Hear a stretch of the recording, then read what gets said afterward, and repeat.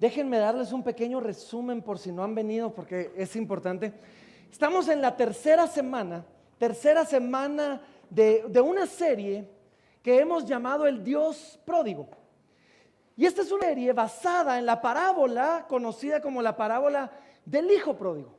Y es una parábola que, aunque hemos escuchado muchísimas veces, yo creo que todos conocen la parábola del Hijo Pródigo, ¿sí? Creo que hay elementos de esa parábola que a veces pasamos por alto y quizás, me atrevo a decir, quizás dejamos pasar por alto algunas de las cosas más importantes y más reveladoras de la parábola para nosotros el día de hoy. Así que es la misma parábola de siempre, dijimos nosotros, pero contada de una manera diferente, de una manera que quizás no habías escuchado, pero quizás de una manera como Jesús pretendió, considerando esa primera audiencia, considerando lo que él quería decir, que le escucháramos. Ahora, cuando se trata de la parábola del Hijo Pródigo, la parábola no se trata del hijo que se va, ¿sí? La parábola tampoco se trata ni siquiera del hijo que se queda. La parábola se trata del padre. El padre que está dispuesto a extender su gracia y su misericordia a aquel hijo que se fue y que ahora regresa, y que está dispuesto a salir de la fiesta, a rogar al hijo que está haciendo berrinche para que entre también, extendiéndole a él también gracia y misericordia. Y la parábola comienza diciendo así, y por eso es que les digo que se trata del padre. Lucas capítulo número 15, versículo número 11. La parábola comienza diciendo así, dice: un hombre tenía 2 hijos. Ahora, déjenme, ¿por qué se llama el Dios pródigo? Es que si ustedes son como yo, nunca han buscado la palabra pródigo en el diccionario. Yo nunca lo había buscado hasta ahorita. Les puedo garantizar eso. Y asumimos que pródigo significa rebelde, que pródigo significa malo. Entonces decimos, el hijo pródigo es el hijo rebelde, el que se fue. Pero no, la palabra pródigo realmente significa alguien que derrocha sus bienes en algo que pareciera innecesario. Ahora, cuando entendemos la palabra pródigo de esa manera, vemos que en esta parábola no hay uno, sino 2 pródigos. Tenemos al hijo pródigo, que derrochó sus bienes viviendo perdidamente, pero también tenemos a un padre pródigo, que derrochó sus bienes, primero dándolos a su hijo, y después derrocha sus bienes en lo que muchos parecieran excesivo o innecesario, al tirar un banquete increíble de bienvenida a este hijo rebelde que se había ido. Entonces, por eso le llamamos nosotros, esta serie se llama El Dios Pródigo. En esta serie, pues hay un padre, de eso se trata la serie, pero también hay 2 hijos. Un hombre tenía 2 hijos. ¿Sí? Y estos 2 hijos, pues hay uno mayor, uno menor, hay uno que se queda, hay uno que se va. Y la primera semana comenzamos nosotros hablando un poco acerca del pecado del hijo que se fue. El clásico hijo pródigo, el que siempre hemos hablado, el que todos conocemos, ¿sí? Y básicamente su pecado fue el siguiente. Él le dijo a su padre un día: padre, dame los bienes que me corresponden. Lo que él estaba diciéndole era: padre, quiero tus cosas, pero ya me cansé de ti. Entonces, dame los bienes para que yo los disfrute lejos de ti, sin ti. Y esa fue la manera en que el hijo menor deshonró al padre. Y esa primera semana comenzamos a ver cómo en la actitud desafiante, como en la actitud berrinchuda y enojada del hijo mayor, que ustedes recuerdan, él está regresando, oye la fiesta, ¿qué está pasando? Tu hermano regresó, y se va y se para en la puerta sin entrar, donde todos lo vieran, para hacerle ver al mundo que él no estaba de acuerdo con que su padre le estuviera dando la bienvenida a su hermano, ¿sí? En esa actitud vemos nosotros que el hijo mayor tiene un poquito del mismo corazón. Porque si ustedes recuerdan, cuando el padre habla con él, ¿sí? le dice al padre: todo este tiempo yo te he honrado, te he obedecido, te he servido, y ni siquiera un cabrito me has dado para comer. Miren esto, no contigo, con mis amigos. ¿Y qué es lo que está pasando? Le está diciendo exactamente lo mismo. Él se fue para disfrutar de tus bienes sin ti. Yo me quedé para disfrutar de tus bienes sin ti. Y hay mucho del mismo corazón y de la misma actitud en el hijo mayor que se quedó, que le está diciendo: te he obedecido, pero no porque te ame, sino porque quería un cabrito para comer con mis amigos, ¿sí? Me quedé en la casa, y miren esto, qué grueso, porque esto nos pasa a todos. Y por lo tanto, merezco que tú hagas lo que yo digo que tú deberías de hacer.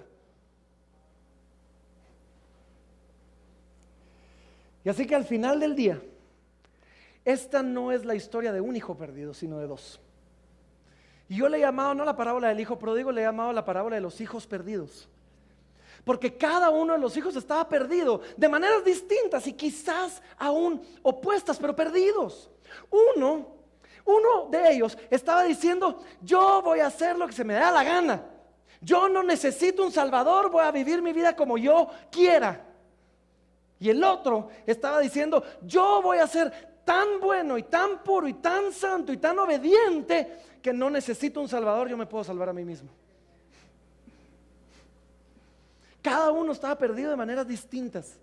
Y es que esta historia, cuando vemos su contexto, esta historia no estaba dirigida para los hijos menores que le escuchaban, sino para los hijos mayores. Y cuando ustedes ven el contexto de esta historia, si ustedes retrocedan en Lucas 15 y comienzan en el versículo número 1, nos dice a nosotros que habían dos grupos de personas escuchando a Jesús. Y nos dice así, dice que se acercaron a Jesús todos los publicanos y pecadores para oírle. O sea, esto significa, se acercaron a Jesús todos los pecadores y los repecadores. O sea, los malos y los peores. O sea, ¿quién creen que son estos? Este es el hijo menor. Los publicanos y pecadores eran aquellos que decían: no me importa, yo voy a hacer lo que se me dé la gana, no me importa lo que diga la gente, lo que diga Dios, voy a vivir mi vida como quiera. Es el hijo menor. Pero después, miren, versículo número 2, había un segundo grupo. Dice: y los fariseos y los escribas, estos eran obedientes al pie de la letra de la ley, diezmaban de la menta, del comino. O sea, ellos moralmente eran impecables. Dice: los fariseos y los escribas murmuraban, diciendo: este a los pecadores recibe y come con ellos. Entonces tenemos dos grupos: los pecadores y los religiosos. Sí, los pecadores y publicanos, los fariseos y los escribas. El hijo menor que se fue de la casa, el hijo mayor que en obediencia se quedó. Sí. Pero ¿qué es lo que pasa? Este hijo mayor, estos fariseos, estos publicanos comienzan a murmurar: ya vieron Jesús comiendo con publicanos, ya vieron Jesús, sí, recibiendo a los pecadores. Uy, no, ¿cómo hace eso? Y cuando ellos comienzan a murmurar, Jesús lo ve. Y Jesús los ve murmurando. Y entonces, miren esto, dice: y entonces, versículo número 3, entonces al ver la murmuración, entonces al ver el corazón de los hijos mayores, entonces le refirió esta parábola diciendo. ¿A quién va dirigida la parábola? ¿Al hijo mayor o al hijo menor? Pues claro, allá estamos de los dos. Pero Jesús refirió la parábola en respuesta a la actitud de los hijos mayores. Así que tenemos que estudiar al hijo mayor. Y la semana pasada, Jeff, yo estuve de viaje, pero Jeff hizo un trabajo excelente refiriéndonos y enseñándonos las tres características de los hermanos mayores. Si no lo vieron, ¿sí? Bájenlo y escúchenlo. Y esto es lo que pasa: si ustedes son como yo, y sospecho que muchos aquí son como yo, estamos descubriendo a través de esta serie que tenemos mucho más de hermano mayor de lo que nos gustaría admitir.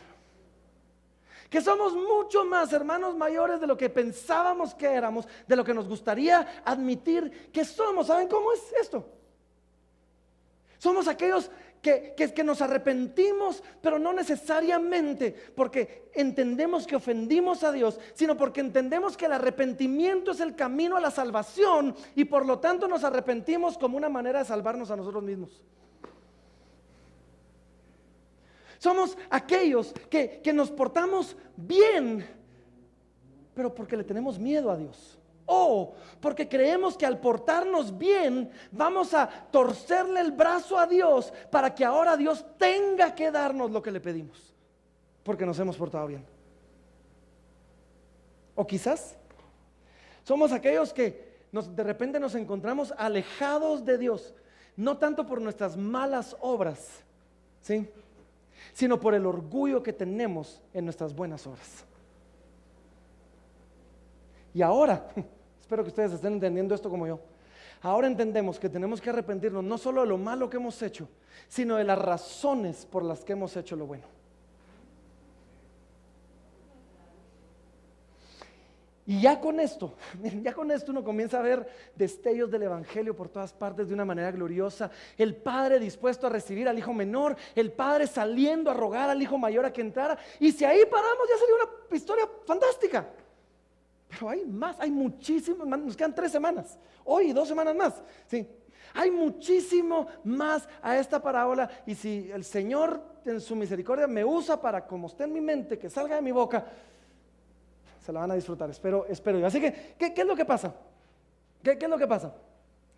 Si ustedes recuerdan, lo acabamos de decir, cuando Jesús vio la actitud de los fariseos, dice, le refirió esta parábola, pero realmente le refirió 3 parábolas, no una. En Lucas 15 hay 3 parábolas, pero sin embargo ahí se le refirió esta parábola como que fuera una sola. Y las 3 parábolas son las siguientes. La primera, ustedes la conocen, hay canciones de eso, estamos ahí todos listos. La primera es la parábola de las 100 ovejas. ¿Sí? ¿Se recuerdan eso? Eran 100 ovejas, le faltaba una, ¿sí? Por las montañas a buscarla. ¿Todos conocen la canción o no? Sí, 100 ovejas, una se pierde. El pastor deja todas para ir a salvar la perdida. ¿Sí? Me están queriendo. ¿Se recuerdan eso o no? Por favor, díganme que conocen esa canción, ¿no? No voy a cantar. Ustedes le van a dar gracias a Dios de que no cante. Así que, pero, ¿ustedes se recuerdan esto? O sea, como dice la canción, las 99 dejó en su regazo y por las montañas a buscarla fue. Esta es una parábola donde se pierde una oveja y el pastor deja todas para ir a buscar esa una que se perdió. Y después viene una segunda parábola. Y es la parábola de la moneda perdida. Y es la parábola de una mujer que tenía 10 monedas, 10 dracmas para ser exactos, y se le pierde una. Y le da cara vuelta a toda la casa, saca los muebles, por lo menos limpió bien la casa. Sí, limpia la casa para encontrar esa moneda y finalmente la encuentra. Y cuando la encuentra, sale con los vecinos a decirles, regocíjense conmigo porque encontré la moneda que se me había perdido. Y después de estas 2, nos cuenta la parábola de los hijos perdidos, o la parábola del hijo pródigo, como la conocemos. Y en esta parábola es muy parecida, alguien se pierde, alguien se va. Ahora, estamos hablando de esta serie basada en un libro, así que déjenme citar el libro se llama El Dios Pródigo de Tim Keller. Déjenme citarlo porque creo que hace un trabajo fantástico. Dice, hay una diferencia, ¿sí? Hay una diferencia entre la tercera parábola y las 2 primeras. Dice, en la primera y segunda, alguien sale y busca con esmero aquello que se había perdido. A los buscadores nada los distrae de su tarea. Pero ¿qué pasa? En esta tercera, nadie sale a buscar al hijo menor. Y es igual, algo se perdió, pero un poquito diferente. Y creo que en esa diferencia vemos algo glorioso que espero yo poderles comunicar hoy, porque nadie salió a buscar al hijo menor. Y debemos nosotros preguntarnos, ok, el pastor salió a buscar a las ovejas, la mujer salió a buscar a la moneda. ¿A quién le correspondía salir a buscar al hijo que se había ido? ¿A quién le correspondía ese trabajo, al hijo perdido? Ahora, en el Antiguo Testamento hay una historia que también todos sabemos, que quizás, creo yo, nos puede ayudar a responder esta pregunta. Y es la historia de Caín y Abel. En la historia de Caín y Abel se las narro otra vez, todos conocemos la historia, ¿sí? Habían 2 hermanos, los 2 hijos de Adán, ¿sí? O sea, si les pusiéramos número es ser humano número 3 y número 4, o sea, en la historia de la humanidad. Y los 2 traen una ofrenda a Dios. Caín trae una ofrenda del fruto de la tierra. Abel trae una ofrenda de sus vacas y de sus ovejas. Y Dios ve con agrado a una, pero no a la otra. Ahora no sabemos al 100% por qué, y quien les diga al 100% que sabe por qué, les está mintiendo. La Biblia no nos dice exactamente por qué, pero sí nos enseña de que para Caín era claro. Porque el mismo Dios le dice: Caín, ¿y por qué estás enojado? Si hicieras bien, serás enaltecido. O sea, vos sabés lo que hiciste malo. Pero aún así, Caín se enoja, se pone celoso. Y cuando Dios ve esto, todavía le reprende y le dice: tranquilo. Pero Caín llama a su hermano Abel, lo saca al campo y estando en el campo, lo mata.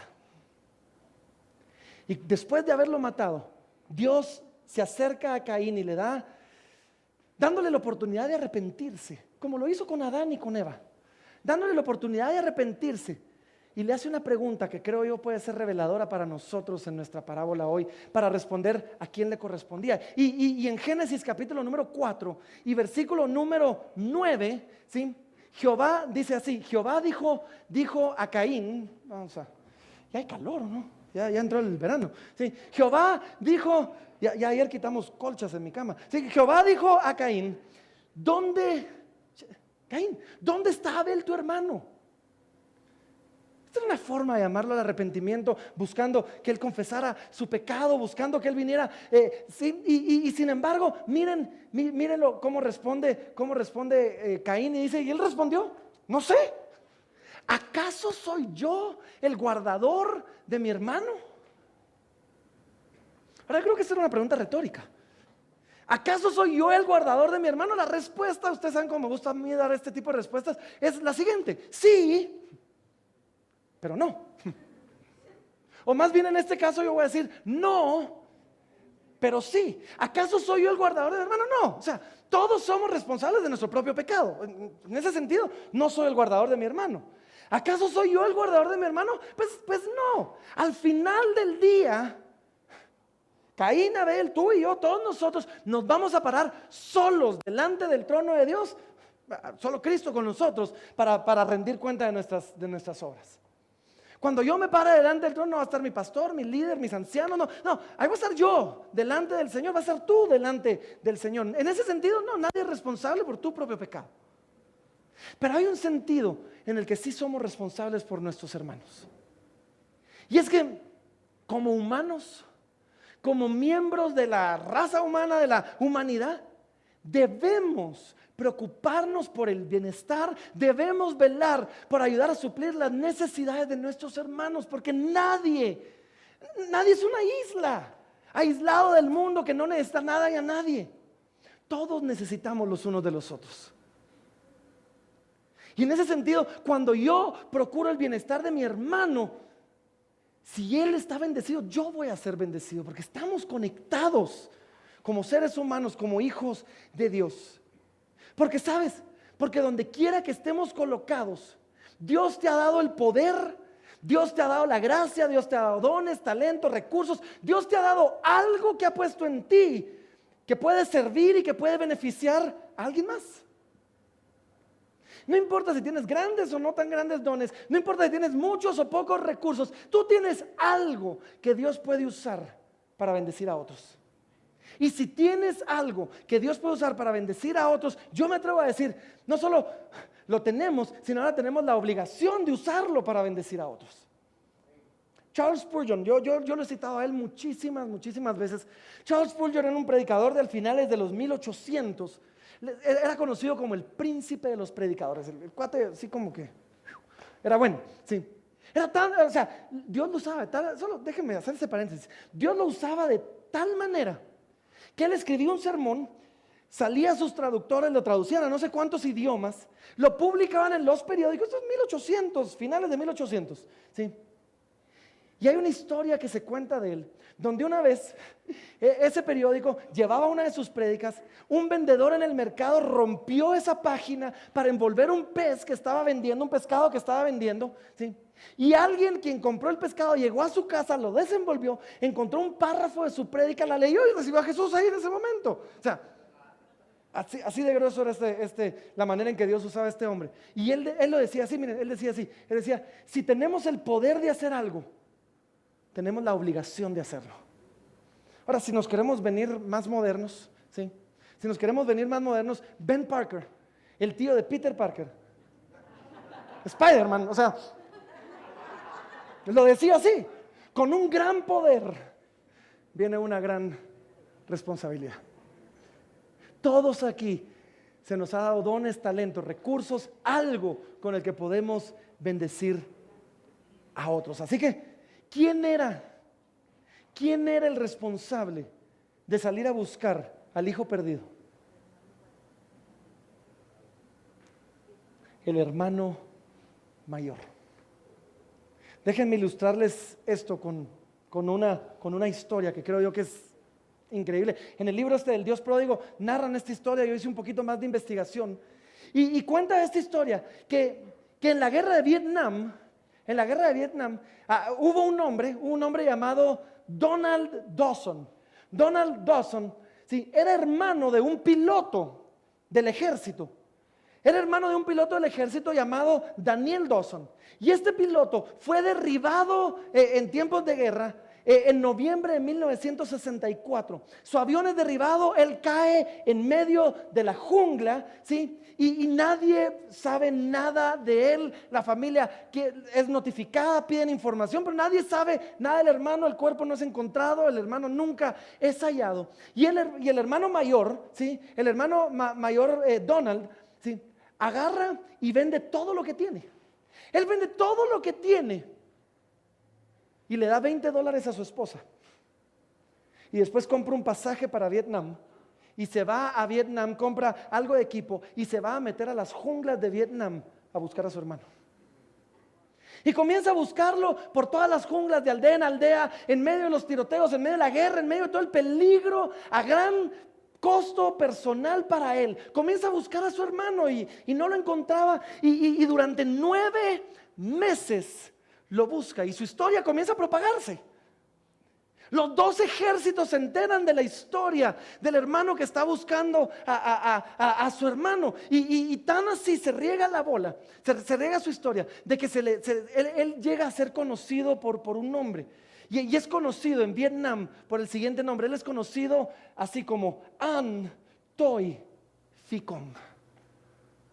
Eso es lindo, ¿no?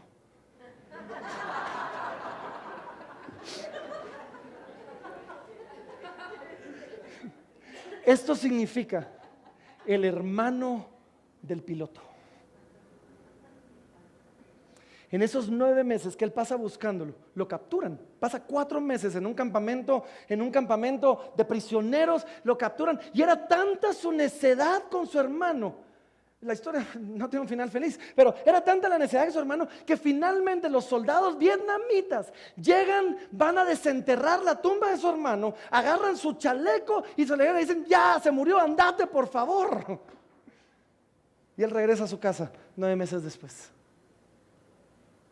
Ahora, eso es lo que el hermano mayor de la parábola debería haber hecho. Eso es lo que el hermano mayor de la parábola debería haber hecho. Eso, porque eso es lo que hace un verdadero hermano mayor. ¿Sí? El hermano de la parábola debería haber salido a buscar a su hermano y traerlo de regreso, no solo por amor de su hermano, sino por amor de su padre y la deshonra que su huida le había producido al padre, para restaurar el honor y el nombre de su padre al ver a su hermano regresar. Eso es lo que un hermano mayor tenía que hacer, y eso implicaba o hubiera implicado un gran costo o un gran riesgo para el hermano mayor. Ese es el punto, ¿o no? ¿Sí? Porque, ¿saben? La única forma de que el hermano menor pudiera regresar era a expensas de que el hermano mayor pagara el precio. Porque recuerden esto: el padre ya había repartido sus bienes, el padre ya había partido su herencia, y todo lo que le quedaba al padre ahora le correspondía al hermano mayor. Y cuando el hijo menor regresa y es aceptado por el padre, la ahora reducida herencia tiene que ser vuelta a partir para volver a incluirlo otra vez. El que pagó el precio por el regreso del hermano menor fue el hermano mayor. ¿Sí? En el versículo 31, Cuando el padre está hablando con el hijo mayor, le está rogando que entre, le dice algo y le dice: hijo, tú siempre estás conmigo y todas mis cosas son tuyas. Y en ese momento eso era literal, eso era cierto. Todo le correspondía al hermano mayor. ¿Sí? Pero es que lo que necesitamos aprender de esto es lo siguiente. Así funciona el perdón. Así funciona la misericordia. Es gratis para el que lo recibe. Pero alguien tiene que pagarlo. Si alguien rompe una ventana en mi casa, es gratis. Si yo le digo, te perdono, no. Se me había olvidado eso. ¿Sí ves? Y yo le digo, te perdono, no hay clavo. Eso es gratis para el que lo recibe. Pero alguien tiene que pagar esa ventana. Es que así es el perdón. Así es la misericordia. Así es. Perdón, alguien rompió una ventana aquí en mi casa y esto fue literal, pero no me recordaba yo eso. Sí. Alguien tiene que pagar el precio. Cada vez que extendemos misericordia, el que lo recibe de gratis. Si no, no fuera misericordia. Si no, no sería perdón. Pero el que lo entrega, paga un precio. Y en este caso, el que pagó el precio por el regreso del hermano menor fue el hermano mayor. Y esto es lo que pasa, y esto es increíble. En la historia, en la parábola de los hijos perdidos, en la parábola del hijo pródigo, Jesús no incluye a un verdadero hermano mayor. Falta en la historia, hay algo en la historia que hacía falta. Falta un hermano mayor que esté dispuesto a pagar el precio por salvar a su hermano menor. Falta un hermano mayor que no le importe arriesgar su vida y su patrimonio por amor a su hermano y por el honor de su padre. Nos falta en esta historia. Y en esta historia, cuando el hijo menor regresa, en lugar de encontrarse con un hermano mayor, se encuentra con un fariseo. Pero nosotros no. Y es que miren esto, y otra vez, este libro decía, Jesús, al incluir en la historia a un hermano mayor imperfecto, nos invita a imaginar y a desear uno de verdad. Y nosotros le tenemos en Él. ¿Sí? Nosotros en Cristo tenemos un verdadero hermano mayor. Uno que dejó su trono para venir a buscarnos. Uno que no solo se fue a una provincia muy lejana, y ojo, vamos a hablar de eso la próxima semana. Uno que no solo dejó una provincia muy lejana, dejó el cielo para venir a la tierra. En Cristo tenemos a ese pastor de las ovejas que va por las montañas a buscarla. En Cristo tenemos a esa mujer que le da vuelta a la casa con tal de encontrar la moneda que se había perdida. ¿Sí? Uno que no solo arriesgó su vida, la entregó por nosotros, para salvarnos a cada uno de nosotros. Y es que otra vez, el punto de esta historia es que el perdón siempre conlleva un precio. Y Cristo, nuestro verdadero hermano mayor, estuvo dispuesto a pagarlo y lo pagó por cada uno de nosotros. De eso se trata esta historia. ¿Sí?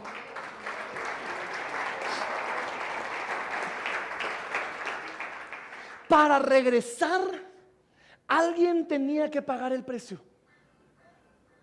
Alguien tenía que salir a hacer cuentas con nuestros acreedores, a hacer cuentas con nuestro Padre.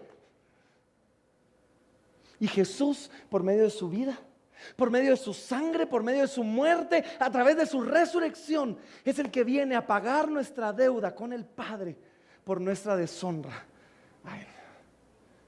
Jesús es nuestro verdadero y nuestro perfecto hermano mayor. Sí. Ahora, ojo. Antes de ser tan rápidos y ponernos de hermanos mayores a juzgar a Caín, y antes de ser tan rápidos y ponernos de hermanos mayores a juzgar al hermano mayor, ¿sí? Solo tengamos cuidado de no ser culpables de la misma indiferencia. Y déjenme decirles, yo soy el primero que me declaro culpable de esa misma indiferencia. Porque a veces somos indiferentes a la condición de nuestros hermanos. A veces somos indiferentes ante la pobreza, ante la violencia. A veces somos indiferentes ante la incredulidad y el pecado y el estilo de vida de perdición de nuestros hermanos. Y nos sentamos como hermanos mayores a juzgarlos y verlos de menos en lugar de preocuparnos por su alma y por su corazón. Tú y yo somos culpables. Yo soy culpable de eso. Y sabes, nosotros no somos el hermano mayor que se quedó en casa. No somos. Nosotros somos el hermano menor que fue rescatado por su verdadero hermano mayor, Jesús, y fue traído a casa donde fue recibido con brazos abiertos. Pero ahora que estamos en casa, somos comisionados por nuestro Padre, somos comisionados por nuestro verdadero hermano mayor para salir en su nombre como verdaderos hermanos mayores, a traer a otros perdidos para enseñarles que hagan camino de regreso a casa. Ese es el llamado que ahora tenemos, ¿sí? Somos invitados a ir ahora, no quedarnos en casa diciendo ya me perdonaron, no quedarnos en casa diciendo ahora ya estoy bien. No, ahora ¿saben cuál es nuestro llamado? Yo fui transformado por Jesús. Ahora me toca salir a transformar para Jesús. Esa es nuestra visión. Ese es nuestro llamado. Ya estamos en casa, tú y yo ya estamos en casa. No porque nos quedamos, sino porque regresamos.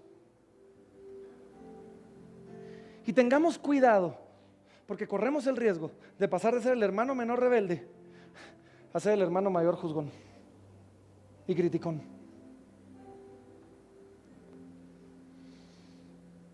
Tengamos cuidado de no convertirnos en ese hermano mayor, en aquel que voltea a ver a sus otros hermanos perdidos, porque esta es una familia mucho más grande, que voltea a ver a sus otros hermanos perdidos y piensa que no son su responsabilidad. ¿Sabes? Nuestros otros hermanos perdidos no son responsabilidad de nadie más, sino tuya y mía, como hijos de este Padre que nos recibió en casa.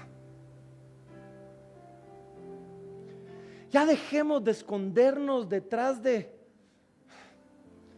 excusas tontas. Yo he oído gente que dice que estoy orando para darse la voluntad de Dios. Hay cosas por las que no hay que orar. Él ya lo dijo, ya es nuestra responsabilidad, ¿sí? Ya fuimos comisionados para predicar el evangelio. Ya fuimos ordenados a cuidar del necesitado. Y ya Dios nos llamó a servir a nuestro prójimo. Deja de estar orando para ver si lo debes hacer y hazlo. Sí, esto va a conllevar un precio, por supuesto que sí. Vamos a invertir nuestra vida, nuestros dones, nuestros talentos, nuestro dinero, nuestros recursos en ir a buscar a nuestros hermanos. Por supuesto que sí. Vamos a invertirlos. Pero es tiempo que tú y yo dejemos ya nuestra comodidad. Nuestra comodidad para ayudar a otros a regresar a casa. Sí, algunos van a estar involucrados más en el frente de la batalla. Otros van a estar más tras bambalinas. Algunos quizás van a estar ahí echando punta. Otros quizás Dios les ha dado una gracia para producir, para financiar a los que están echando punta. Entonces, todos estamos sirviendo al Señor. Pero hagamos lo que hagamos, entendamos esto. Ya sea que sea tu negocio, tus dones, tus talentos, tu familia, tus recursos, tu carro, tu casa. Son cosas que Dios te ha dado para su misión, para ayudar a que otros hermanos menores regresen. Ese es el llamado que tú y yo tenemos. Ahora, no vayas a salir de aquí haciéndolo como hermanos mayores por temor a Dios o para tratar de manipular a Dios. Ahora que te estoy sirviendo me debes. No. No lo hagamos así. Dejemos que el amor de nuestro Padre Celestial, dejemos que la gracia de nuestro verdadero hermano mayor, dejemos que el poder del Espíritu Santo, dejemos que el entendimiento del precio que fue pagado por nosotros nos muevan de regreso a esa provincia lejana donde habíamos estado perdidos, para ir ahí a rescatar a los hermanos menores que están perdidos. Salgamos a buscar a nuestros hermanos menores, invitémoslos a regresar a casa, mostrémosles el camino, modelémosles el camino y digámosles que no importa qué tan sucios y perdidos estén, su padre está parado en la casa esperando que ellos regresen. Jesús es nuestro verdadero hermano mayor. Vamos a ponernos de pie.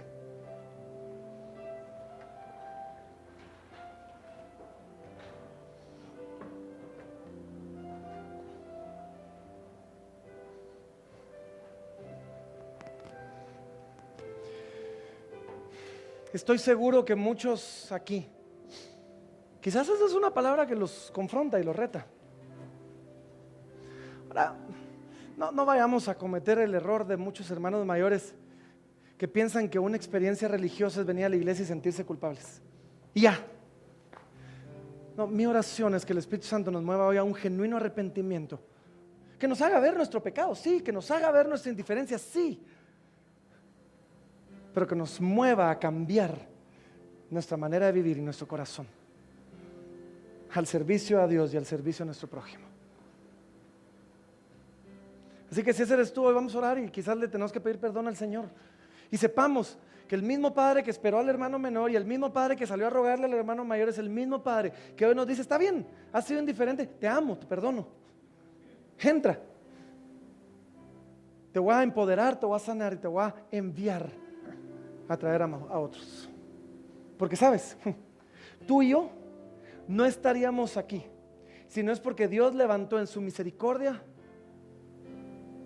a alguien que se tomó en serio ese llamado y salió donde nosotros estábamos a hablarnos de cómo nuestro Padre nos espera de regreso, cómo nuestro hermano abrió el camino para nosotros,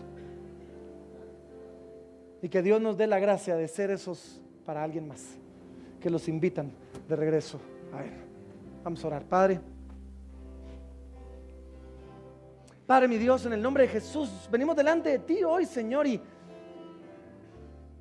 yo personalmente quiero pedirte perdón por cuántas veces he sido indiferente ante la necesidad, ante el dolor de mis hermanos, ante su condición espiritual, y he estado cómodo en mi casa, cómodo en la seguridad de la salvación que tú me has dado. Pero Padre, yo oro que hoy, así como tú me has transformado, que tu amor me impulse, que tu Espíritu Santo me empodere para poder ir ahora a transformar a otros para Jesús. Te amamos, Padre. Te bendecimos y lo hacemos, Señor, en el nombre de nuestro verdadero hermano mayor, Jesucristo, en el nombre de aquel que dejó su trono por nosotros. Lo hacemos, Padre, en el nombre poderoso de Cristo Jesús. Y ahí donde estás, yo te voy a invitar a que tomemos un momentito más para responder al Señor.